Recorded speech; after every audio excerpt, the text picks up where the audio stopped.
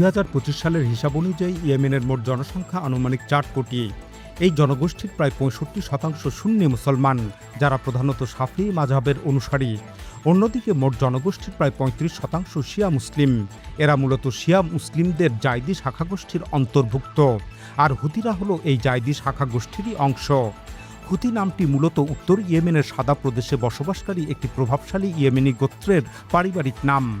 হুতি আন্দোলনের প্রতিষ্ঠাতা ও প্রথম নেতা ছিলেন হোসাইন আল হুথি। তিনি ওই প্রভাবশালী ইয়েমেনি গোত্রেরই বংশধর। এ কারণে তার নামের সাথে আল হুথি যুক্ত হয়, আর সেখান থেকেই হুতি নামটি বিশ্বব্যাপী পরিচিতি পায়। 1990-এর দশকের শুরুতে হুতি আন্দোলনের সূচনা হয়। সেই আন্দোলনের লক্ষ্য ছিল ইয়েমেনে সৌদি আরব কেন্দ্রিক সুন্নি মতাদর্শের বিস্তার ঠেকানো। তখন এই আন্দোলন একটি ধর্মীয় ও সামাজিক সংগঠন হিসাবে আত্মপ্রকাশ করে। কিন্তু 2000 সালের পর থেকে প্রেসিডেন্ট সালের দুর্নীতি এবং তার সরকারের মার্কিন ও সৌদিপন্থী নীতির বিরুদ্ধে এই আন্দোলনটি সোচ্চার হতে থাকে। বিশেষ করে 2003 সালে যুক্তরাষ্ট্রের ইরাক আক্রমণের পর হোসাইন আল হুথির নেতৃত্বে এই আন্দোলন পুরো রাজনৈতিক রূপ ধারণ করে। এ সময়েই হুতিরা আমেরিকা ও ইসরায়েল বিরোধী স্লোগান দিতে শুরু করে এবং নিজেদের অফিসিয়াল নাম দেয় আনসারুল্লাহ, অর্থাৎ আল্লাহর পথে সাহায্যকারী দল।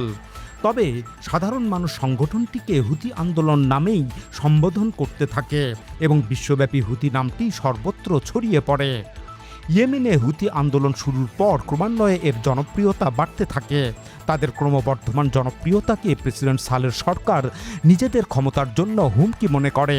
অতঃপর প্রেসিডেন্ট সালের সরকার 2004 সালে তাদেরকে দমনে উত্তর ইয়েমেনের সাদা অঞ্চলে বড় সামরিক অভিযান চালায়। এতে হুতি আন্দোলনের প্রতিষ্ঠাতা হুসাইন আল হুথি নিহত হন। তার মৃত্যুর প্রতিক্রিয়ায় হুতি আন্দোলনটি পুরোপুরি একটি সশস্ত্র আন্দোলনে রূপান্তরিত হয়। 2004 থেকে 2010 সালের মধ্যে হুতি বাহিনী এবং সালেহ সরকারের মধ্যে পরপর 6টি বড় ধরনের যুদ্ধ সংঘটিত হয়। এতে হুতিরা গেরিলা যুদ্ধে পারদর্শী হয়ে ওঠে এবং উত্তর ইয়েমেনের ওপর নিজেদের নিয়ন্ত্রণ প্রতিষ্ঠা করে। এরপর 2011 সালে তিউনিসিয়ায় শুরু হওয়া গণ আন্দোলনের ঢেউ ইয়েমেনেও ছড়িয়ে পড়ে। দেশ জুড়ে শুরু হয় প্রেসিডেন্ট সালেকে ক্ষমতাচ্যুত করার তীব্র আন্দোলন। এক পর্যায়ে এই আন্দোলন ব্যাপক সহিংসতা, সশস্ত্র সংঘর্ষ এবং গৃহযুদ্ধে রূপ নেয়। প্রেসিডেন্ট সালের বিরুদ্ধে শুরু হওয়া ওই গণ আন্দোলন ও সশস্ত্র সংঘর্ষে আনসারুল্লাহ বা হুতি বাহিনী অগ্রণী ভূমিকা পালন করে। অতঃপর 2011 সালের জুন মাসে রাজধানী সানায় প্রেসিডেন্ট সালে এক বোমা হামলায় মারাত্মকভাবে আহত হন। তিনি চিকিৎসার জন্য জরুরি ভিত্তিতে সৌদি আরব যান। তার অনুপস্থিতিতে ভাইস প্রেসিডেন্ট মনসুর হাদি ভারপ্রাপ্ত প্রেসিডেন্ট হিসাবে দায়িত্ব পালন শুরু করেন। তবে 3.5 মাস পর সালেহ আকস্মিকভাবে ইয়েমেনে ফিরে আসেন এবং পুনরায় ক্ষমতা গ্রহণের চেষ্টা করেন। কিন্তু দেশীয় চাপ ও সৌদি আরবের হস্তক্ষেপের মুখে তিনি 2012 সালের ফেব্রুয়ারিতে ভাইস প্রেসিডেন্ট মনসুর হাদির কাছে ক্ষমতা হস্তান্তর করেন। আর ক্ষমতা ছাড়ার বিনিময়ে তিনি বিচারের মুখোমুখি হওয়া থেকে দায়মুক্তি লাভ করেন। এভাবে আবদুল্লাহ সালের দীর্ঘ 33 বছরের শাসনের অবসান ঘটে। কিন্তু হুতিরা সৌদিপন্থী প্রেসিডেন্ট মনসুর হাদিকেও মেনে নেয় না এবং আন্দোলন ও সশস্ত্র লড়াই অব্যাহত রাখে। এ সময় সদ্য ক্ষমতা হারানো সালেহ নতুন প্রেসিডেন্ট হাদির প্রতি প্রতিশোধ নিতে তার পুরনো শত্রু হুতি যোদ্ধাদের সাথে হাত মেলান। ফলে ইয়েমেন গৃহযুদ্ধ এক নতুন মোড়ে উপস্থিত হয়। বস্তুত প্রেসিডেন্ট সালেহ পদত্যাগ করলেও দীর্ঘ 30 বছর ক্ষমতায় থাকার কারণে ইয়েমেনের সেনাবাহিনী, রিপাবলিকান গার্ড এবং শক্তিশালী গোত্রীয় গোষ্ঠীগুলোর ভেতরে তার যথেষ্ট প্রভাব বজায় ছিল। ফলে নতুন প্রেসিডেন্ট মনসুর হাদি ক্ষমতায় বসলেও সেনাবাহিনীর একটি বড় অংশ পর্দার আড়াল থেকে সালেহ এবং তার ছেলের নির্দেশই মেনে চলত। এর ফলে 2014 সালের সেপ্টেম্বর মাসে হুতিরা যখন রাজধানী সানা দখলের আক্রমণ শুরু করে, তখন সালেহর অনুগত সামরিক বাহিনী হুতিদের কোনো বাধা দেয় না এবং শহর দখলে তাদের সাহায্য করে। অতঃপর 2015 সালের শুরুতে রাজধানী সানা হুতি বাহিনীর দখলে চলে গেলে প্রেসিডেন্ট মনসুর হাদি সেখান থেকে পালিয়ে যান। তিনি প্রথমে এডেন এবং পরে সৌদি আরব চলে যান। এদিকে হুতিদের হাতে রাজধানী সানার দখল লাভ এবং ইয়েমেনে দীর্ঘ কয়েক দশকের সৌদি অনুগত শাসক গোষ্ঠীর পতন ঘটায় সৌদি ক্রাউন প্রিন্স মোহাম্মদ বিন সালমান ক্ষোভে ফুঁসে ওঠেন। অতঃপর সৌদি আরবের পৃষ্ঠপোষকতায় পলাতক প্রেসিডেন্ট মনসুর হাদির নেতৃত্বে রিয়াদে ইয়েমেনের প্রবাসী সরকার গঠিত হয়। আর হুথিদের দমনে এবং প্রেসিডেন্ট হাদির সরকারকে পুনর্বহাল করতে সৌদি আরব 9টি মুসলিম দেশকে সাথে নিয়ে একটি কোয়ালিশন ফোর্স গঠন করে। সংযুক্ত আরব আমিরাত, মিশর, সুদান এবং অন্যান্য উপসাগরীয় দেশগুলোর সমন্বয়ে এই কোয়ালিশন ফোর্স গঠিত হয়।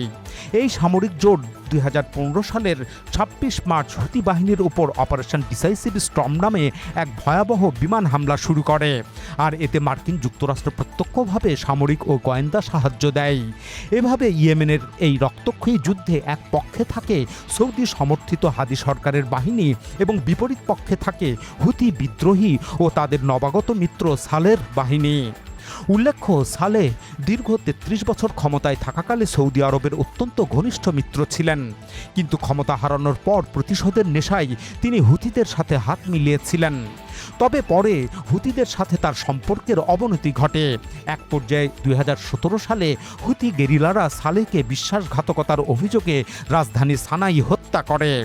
ওদিকে সৌদি কোয়ালিশন ফোর্স হুথি বাহিনীর উপর বিমান হামলা জোরদার করে।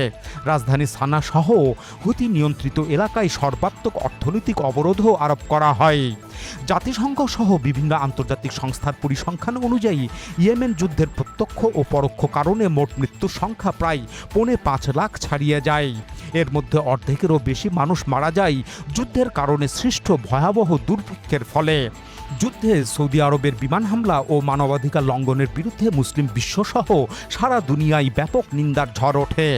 শেষ পর্যন্ত সৌদি কোয়ালিশন ফোর্সের কয়েক বছরব্যাপী লাগাতার বিমান হামলা সত্ত্বেও হুথি বাহিনী শক্ত অবস্থান নিয়ে টিকে থাকে, যার পেছনে মূল চালিকা শক্তি ছিল ইরানের দেওয়া অস্ত্র ও আর্থিক সহায়তা। ইরানের প্রতিরক্ষা প্রযুক্তি ব্যবহার করে হুথি বাহিনী ড্রোন ও ব্যালিস্টিক মিসাইল বানাতে সক্ষম হয়। এসব অস্ত্র দিয়ে তারা সৌদি আরব এবং আরব আমিরাতের অভ্যন্তরে হামলা চালায়। বিশেষ করে সৌদি আরবের জ্বালানি তেলের স্থাপনাগুলো হুথিদের হামলার অন্যতম টার্গেটে পরিণত হয়। এতে সৌদি আরব বড় ধরনের চাপের মুখে পড়ে। অবশেষে 2022 সালের 29 মার্চ সৌদি আরব ইয়েমেনে বড় ধরনের সামরিক অভিযান বন্ধের ঘোষণা দেয়। এরপর জাতিসংঘের মধ্যস্থতায় একটি যুদ্ধবিরতি কার্যকর হয়। সেই সাথে ওই প্রবাসী সরকার পুনর্গঠন করে 8 সদস্যের প্রেসিডেন্সিয়াল লিডারশিপ কাউন্সিল বা পিএলসি গঠন করা হয়। এই কাউন্সিলকে পশ্চিমা দেশগুলো ইয়েমেনের একমাত্র বৈধ সরকার হিসাবে স্বীকৃতি দেয়। আর সৌদি আরবের ইচ্ছায় প্রেসিডেন্ট হাদি নবগঠিত পিএলসির কাছে ক্ষমতা হস্তান্তর করেন। ফলে ওই কাউন্সিলের প্রধান বা ইয়েমেনের নতুন প্রেসিডেন্ট হন রাশাদ আল আলিমি।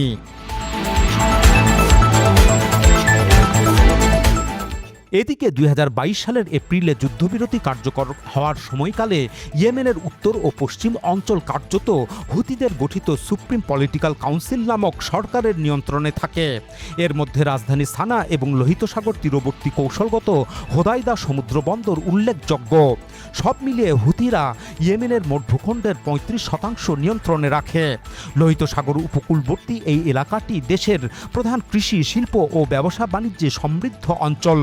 আর সমগ্র ইয়েমেনের মোট জনগোষ্ঠীর প্রায় 70 থেকে 80% মানুষ হুথি নিয়ন্ত্রিত এই এলাকাতেই বসবাস করেন। এদিকে 2022 সালের এপ্রিলে যুদ্ধবিরতি কার্যকর হলেও ইয়েমেনে এখনো পর্যন্ত কোনো স্থায়ী শান্তি চুক্তি সম্পাদিত হয়নি, যদিও স্থায়ীভাবে শান্তি প্রতিষ্ঠার লক্ষ্যে কয়েক দফা আলোচনা হয়। ওমানের মধ্যস্থতায় 2023 সাল থেকে সৌদি আরব এবং হুথিদের মধ্যে সরাসরি উচ্চ পর্যায়ের শান্তি আলোচনা শুরু হয়। সে বছরের 14 সেপ্টেম্বর হুথিদের একটি প্রতিনিধি দল প্রথমবারের মতো রিয়াদ সফর করেন। এরপর থেকে বিভিন্ন মাধ্যমে শান্তি চুক্তি স্বাক্ষরের খবর ছড়ালেও আজ পর্যন্ত যুদ্ধ সমাপ্তির কোনো চুক্তি স্বাক্ষরিত হয়নি। তবে 2022 সালের যুদ্ধবিরতির পর থেকে ইয়েমেনে সংঘাতের তীব্রতা উল্লেখযোগ্যভাবে হ্রাস পায়। 2024 ও 2025 সাল জুড়ে মূলত বড় ধরনের সরাসরি যুদ্ধ এবং সৌদি হামলা বন্ধ থাকে। যদিও এই সময়কালে গাজায় ইসরায়েলি ধ্বংসযজ্ঞের প্রতিবাদে হুথিরা লোহিত সাগরে বাণিজ্যিক জাহাজ চলাচলের ওপর হামলা করলে পরিস্থিতি মাঝেমধ্যে উত্তপ্ত হয়ে ওঠে। এছাড়া হুথিরা ইসরায়েলের ওপর দূরপাল্লার ক্ষেপণাস্ত্র নিক্ষেপ করে। এর জেরে ইসরায়েল এবং যুক্তরাষ্ট্র হুথিদের লক্ষ্য করে কয়েক দফা হামলা চালায়, কিন্তু তারপরও হুথিদের যথেষ্ট সামরিক সক্ষমতা বজায় থাকে।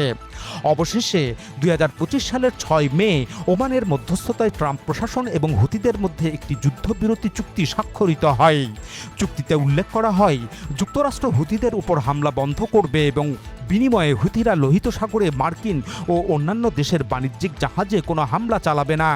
তবে হুতিরা স্পষ্ট ঘোষণা দেয় যে এই চুক্তি শুধুমাত্র যুক্তরাষ্ট্রের জন্য প্রযোজ্য, ইসরায়েলের জন্য নয়। হুতিরা জানায়, গাজায় ইসরায়েলের হামলা পুরোপুরি বন্ধ না হলে তারা ইসরায়েল অভিমুখে আক্রমণ বন্ধ করবে না। তবে প্রেসিডেন্ট ডোনাল্ড ট্রাম্প ওই চুক্তিকে হুতিদের আত্মসমর্পণ হিসাবে আখ্যায়িত করেন, আর হুতিরা একে মার্কিনীদের ব্যর্থতা ও পিছু হটা হিসাবে দাবি করেন। এদিকে হুতি বিরোধী জোটের প্রধান দুই দেশ সৌদি আরব এবং আরব আমিরাতের মধ্যে সম্পর্কের ফাটল ধরে। আরব আমিরাত তার অনুগত এসটিসি বাহিনীকে ব্যবহার করে দক্ষিণ ও পূর্ব ইয়েমেন অঞ্চলে পৃথক একটি রাষ্ট্র গঠনে তৎপর হয়, কিন্তু তা সৌদি আরবের স্বার্থের সঙ্গে সাংঘর্ষিক হওয়ায় দুই দেশের মধ্যে বিরোধ বাধে। শেষ পর্যন্ত সৌদি আরব ইয়েমেন থেকে আমিরাতের সকল সৈন্য প্রত্যাহারের জন্য 24 ঘন্টার চরমপত্র দেয় এবং 2025 সালের 30 ডিসেম্বর আমিরাত সমর্থিত এসটিসি বাহিনীর অবস্থানে সৌদি আরব বিমান হামলা চালায়। এরপর আরব আমিরাত ইয়েমেন থেকে সকল সৈন্য প্রত্যাহার করে নেয়। সুতরাং সৌদি আরব এবং সংযুক্ত আরব আমিরাতের মধ্যকার সম্পর্কের ফাটল ইয়েমেনে হুতি বাহিনীকে আরও এক ধাপ শক্তিশালী করে। আর অনেক বিশ্লেষক মন্তব্য করেন যে হুতি বিরোধী কোয়ালিশন ফোর্স দুর্বল হয়ে পড়ায় সৌদি আরব হুতিদের সাথে দ্রুত একটি আপোষ মীমাংসায় পৌঁছাতে পারে।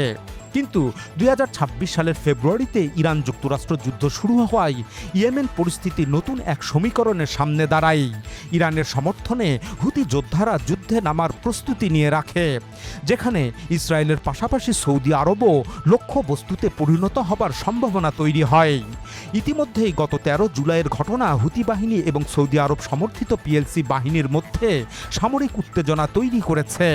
ওই দিন হুতি নিয়ন্ত্রিত রাজধানী সানার বিমানবন্দরে একটি ইরানি যাত্রীবাহী বিমান অবতরণ করতে গেলে সৌদি যুদ্ধবিমান তাতে বাধা দেয় এবং বিমানটির অবতরণ ঠেকাতে সানা বিমানবন্দরের রানওয়েতে হামলা চালায়। এতে বিমানটি সানায় অবতরণ করতে না পেরে হুতি নিয়ন্ত্রিত আরেকটি বিমানবন্দর হোদাইদাতে অবতরণ করে। আর এ ঘটনায় হুতিরা পাল্টা প্রতিক্রিয়া হিসাবে সৌদি আরবের আবহা বিমানবন্দরের দিকে ক্ষেপণাস্ত্র ও ড্রোন হামলা চালায়। 13 জুলাইয়ের এই পাল্টাপাল্টি হামলার ঘটনায় উভয় পক্ষই একে অপরের প্রতি ভবিষ্যৎ হামলার হুমকি দিয়ে রাখে। ফলে ইয়েমেনে 2022 সালের যুদ্ধবিরতি ভেঙে গিয়ে আবারও একটি পূর্ণাঙ্গ যুদ্ধের সম্ভাবনা তৈরি হয়।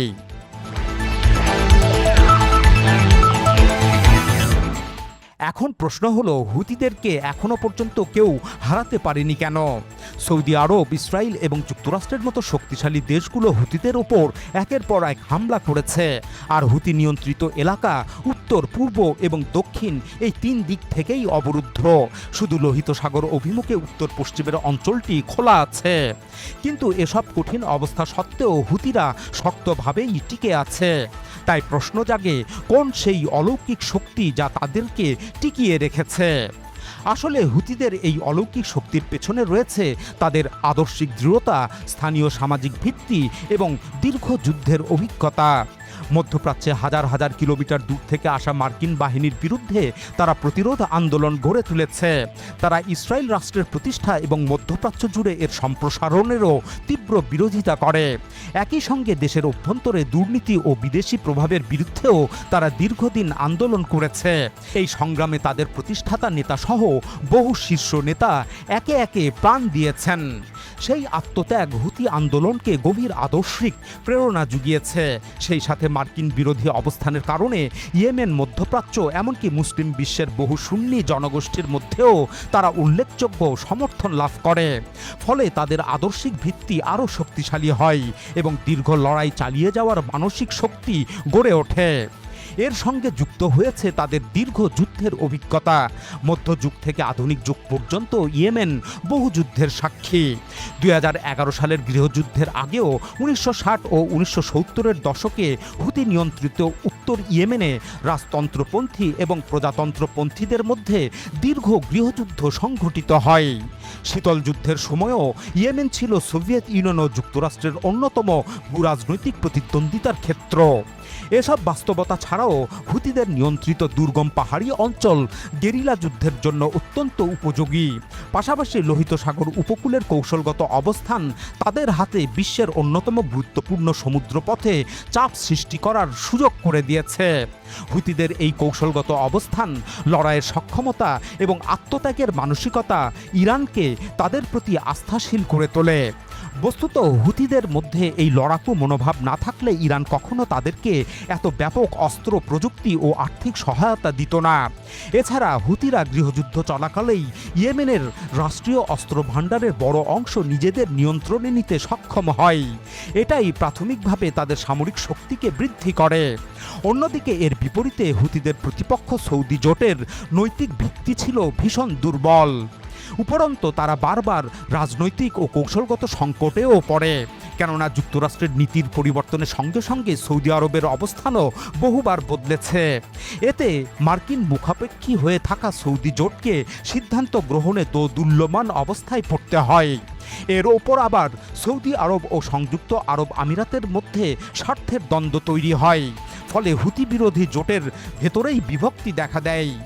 আরেকটি বিষয় হলো ইয়েমেনের দরিদ্র হুতিদের হারানোর মতো তেমন কিছুই নেই। এর বিপরীতে সৌদি আরব কিংবা সংযুক্ত আরব আমিরাত ধনাঢ্য দেশ হওয়ায় তারা যুদ্ধজনিত অর্থনৈতিক ঝুঁকিতে থাকে। হুতিরা তাদের তেল স্থাপনা, বিমানবন্দর এবং গুরুত্বপূর্ণ অবকাঠামোতে আঘাত হানে। অতীতের এমন হামলাগুলো আজও সৌদি আরব এবং আরব আমিরাতকে উদ্বিগ্ন করে রেখেছে। সুতরাং হুতিদের শক্তি কোনো একক অস্ত্র কিংবা একটি মাত্র কারণের মধ্যে সীমাবদ্ধ নয়। বস্তুত আদর্শিক দৃঢ়তা, দীর্ঘ যুদ্ধের অভিজ্ঞতা, দুর্গম পাহাড়ি ভূপ্রকৃতি, স্থানীয় সামাজিক ভিত্তি, লোহিত সাগরের কৌশলগত অবস্থান, ইরানের ধারাবাহিক সামরিক ও প্রযুক্তিগত সহায়তা এবং জীবন উৎসর্গের মানসিকতা, এই সব কিছু মিলিয়েই হুতিদের মধ্যে এমন এক শক্তির জন্ম দিয়েছে যাকে অনেকেই তাদের অলৌকিক শক্তি বলে মনে করেন। আর গত এক দশকেরও বেশি সময় ধরে বিশ্বের সবচেয়ে ক্ষমতাধর দেশগুলোর সামরিক হামলার মুখেও এই অলৌকিক শক্তিতে বলীয়ান হয়েই হুতিরা টিকে আছে। তাদেরকে এখনও কেউ পরাজিত করতে পারেনি। আজ তারা মধ্যপ্রাচ্যের অন্যতম শক্তিশালী প্রতিরোধ আন্দোলনে পরিণত হয়েছে।